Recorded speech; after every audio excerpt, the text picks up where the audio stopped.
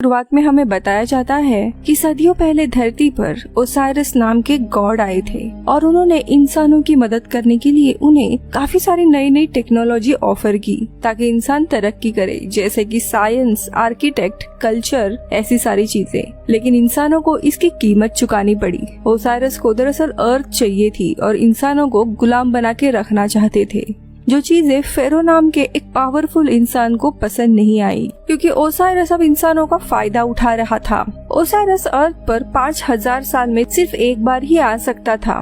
ये वो रात थी जब स्टार्स पिरामिड के ऊपर एक खास तरह की अलाइनमेंट बनाएंगे, जिससे आसमान से एक लाइट निकलेगी और उसी लाइट के मदद से ओसाइरस अर्थ पे आ सकता था। लेकिन जब ऐसा होने वाला था तब फेरो ने लाइट ऑफ गॉड की मदद से आसमान से आने वाली उस लाइट को कहीं पे छुपा दिया, जिससे ओसाइरस अर्थ पे नहीं आ पाया। लेकिन अब ओसाइरस के फॉलोवर्स फेरो को मारने के लिए आए तो फेरो ने उन सारे लोगों को पिरामिड में ही बंदी बना दिया और उन्हें मरने के लिए छोड़ दिया। लेकिन उनमें से कुछ लोग बच गए थे जो ओसाइरस के आने का इंतजार ही कर रहे थे। उन्हीं में से थी प्रिंसेस अमानपुर, जिसने एक बच्चे को जन्म दिया था और वो बच्चा गॉड ओसाइरस का वंशज था। लेकिन उसे जन्म देने के बाद प्रिंसेस की मृत्यु हो गई। लेकिन प्रिंसेस के फॉलोवर्स ने उस बच्चे को सुरक्षित कहीं पे छुपा लिया था, जिसके बाद आसपास के राजा जो ओसाइरस के विरुद्ध थे, उन्होंने प्रिंसेस को एक ताबूत में डालकर पिरामिड में ही बंद कर दिया। और फिर से हमें बैकग्राउंड द्वारा बताया जाता है कि पिरामिड के अंदर एक दरवाजा है, जिसके अंदर ओसाइरस के वारिस ही जा सकते हैं और उस दरवाजे के अंदर तब प्रवेश किया जा सकता है जब स्टार वापस से वैसे ही अलाइनमेंट बनाएंगे। पर उस समय के राजा ने उस दरवाजे पर लॉक लगवा दिया था, जिसकी चाबी है की ऑफ हेवन। जिसके बाद ऐसे कहा जाता है कि अगर ओसाइरस वापस आ गया तो सारी दुनिया को वो बर्बाद कर देगा। अब कहानी आती है प्रेजेंट में। हम कुछ आर्कियोलॉजिस्ट को देखते हैं जो पिरामिड के साइट पर किसी चीज की खोज करने आए थे। ये प्रोफेसर हेडन की साइट होती है। दरअसल 7 दिनों में वापस से स्टार्स वैसे ही अलाइनमेंट बनाने वाले थे और उसके लिए उन्हें की ऑफ हेवन ढूंढनी थी। इसी दरम्यान हेडन को एक फोन आता है और वो बात करने के लिए कहीं चले जाते हैं। तभी वहाँ पे एक आदमी आकर हेडन की बड़ी सी छड़ी को लेकर भाग जाता है। अब हम पीटर नाम के एक आदमी को देखते हैं, जिसे वही आदमी आकर हेडन की स्टिक लाकर देता है। जिसके बाद पीटर एक पुरानी चीजों की दुकान पर आता है, जहाँ पे वो दुकानदार को पैसे देते हुए कहता है कि उसे की ऑफ हेवन चाहिए और वो आदमी पैसे देकर तुरंत उसे की ला कर देता है। लेकिन तभी पीटर उस आदमी को उसी स्टिक के चाकू से मार देता है, वहाँ से चला जाता है। अब इसी दरम्यान वहाँ पे हेडन भी आ जाता है, लेकिन तभी उसे पीटर फोन करके कहता है कि चाबी अब मेरे पास है और उस आदमी को भी मैंने तुम्हारी ही छड़ी से मारा है, जिसपे तुम्हारे ही फिंगरप्रिंट्स है, इसीलिए अब तुम्हें मुझे भी अपने मिशन पर शामिल करना होगा।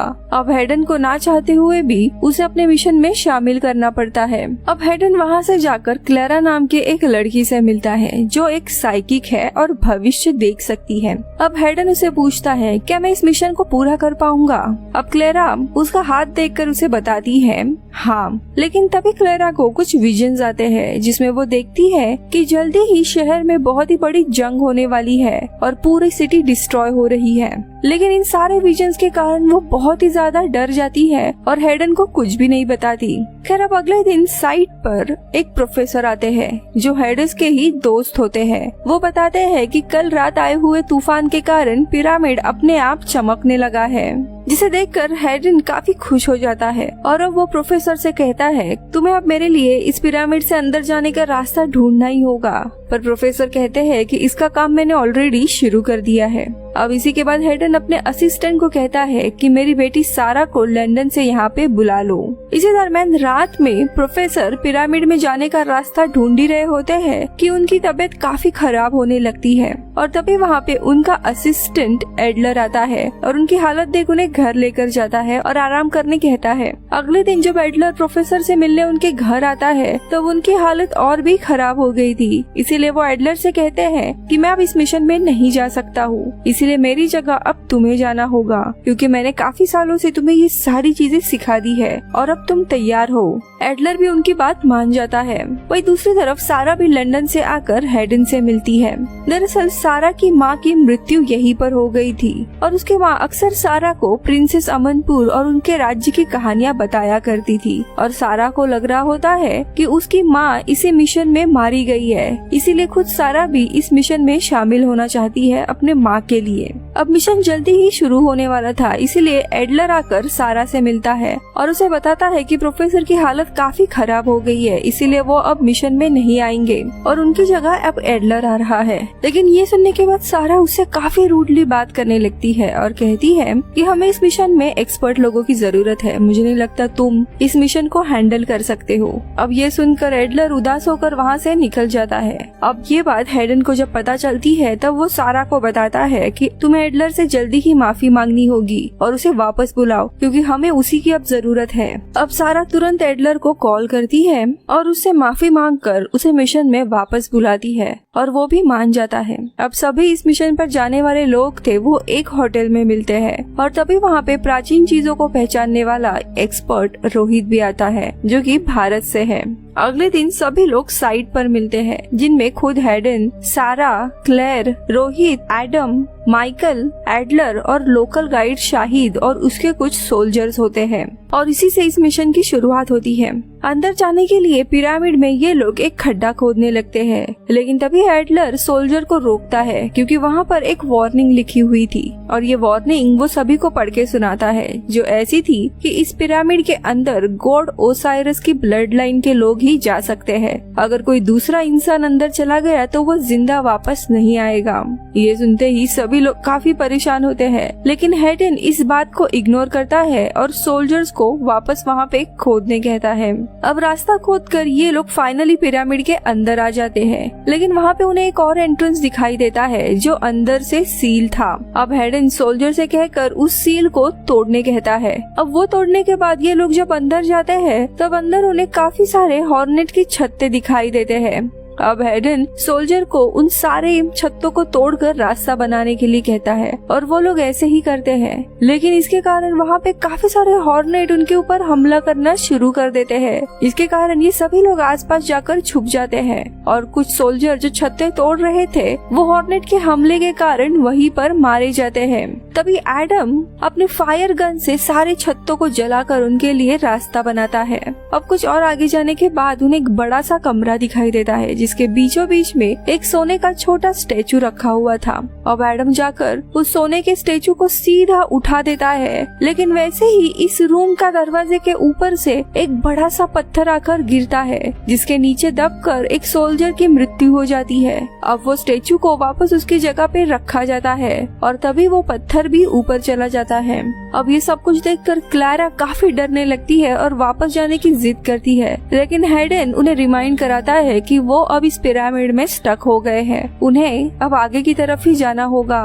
अब आगे जाने पर रोहित को एक अजीब से टाइल्स का पैटर्न दिखाई देता है। ये एक ट्रैप था और अगर गलत टाइल्स पे पैर दिया तो कोई भी ट्रैप एक्टिवेट हो सकता था, इसीलिए अब वो कैलकुलेट करने लगता है कि किस टाइल्स पर पैर रखना सही होगा।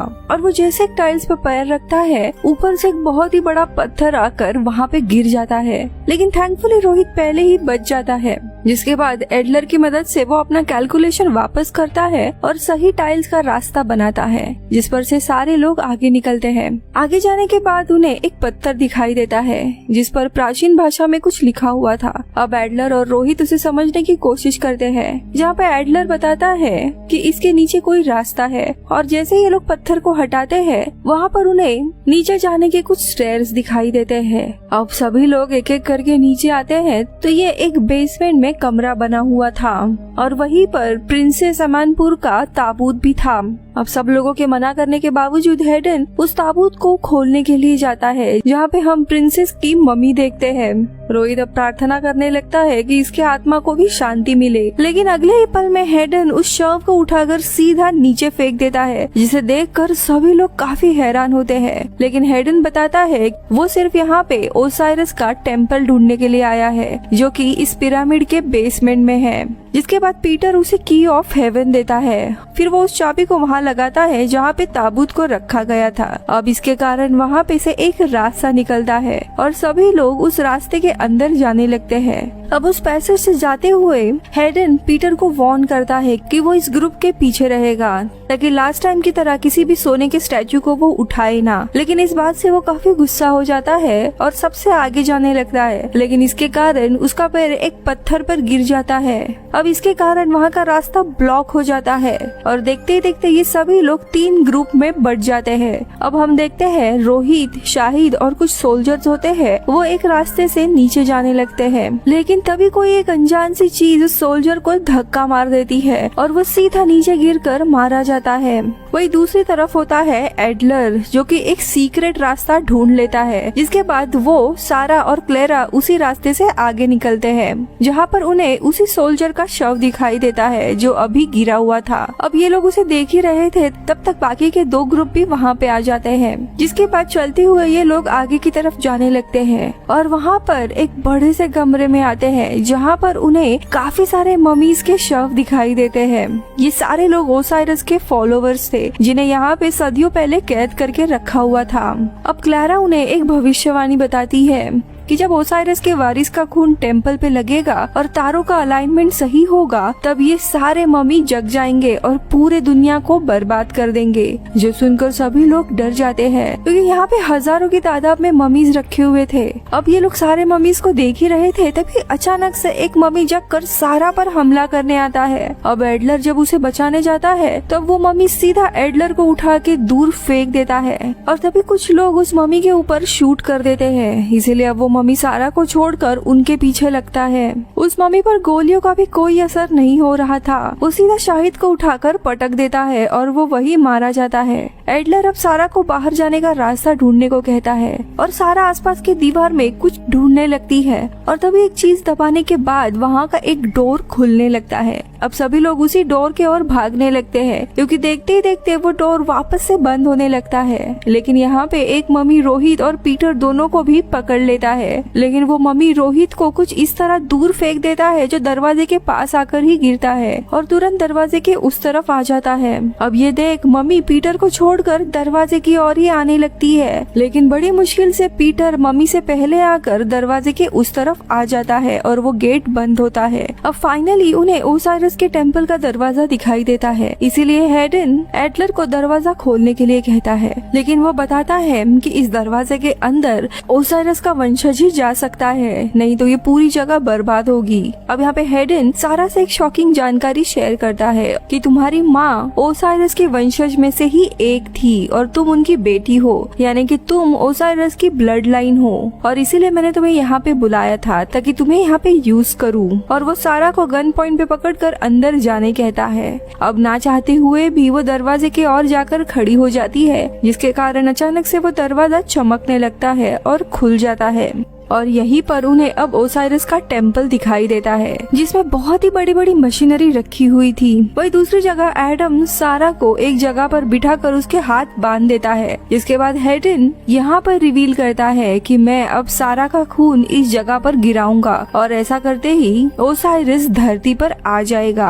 अब ये सब कुछ सुनकर सभी लोग काफी डरने लगते हैं। वही एडलर चुपके से सारा को बचाने के लिए जाता है, लेकिन एडम उसके ऊपर गोली चला देता है, लेकिन रोहित बीच में आने के कारण गोली उसे लगती है और वो बेचारा वही मारा जाता है। अब यहाँ सारा हेडन से पूछती है कि तुमने मेरी माँ के साथ क्या किया, और यहाँ पर वो रिवील करता है मुझे ओसाइरस को वापस से धरती पर लाना था और रिचुअल की ये सारी बात मैंने तुम्हारी माँ को बता दी थी, लेकिन उसने मेरा साथ देने से मना कर दिया, इसीलिए मैंने उसे मार दिया। जो सुनकर सारा काफी हैरान और दुखी हो जाती है कि उसके पिता ने ही उसके माँ को मार दिया है।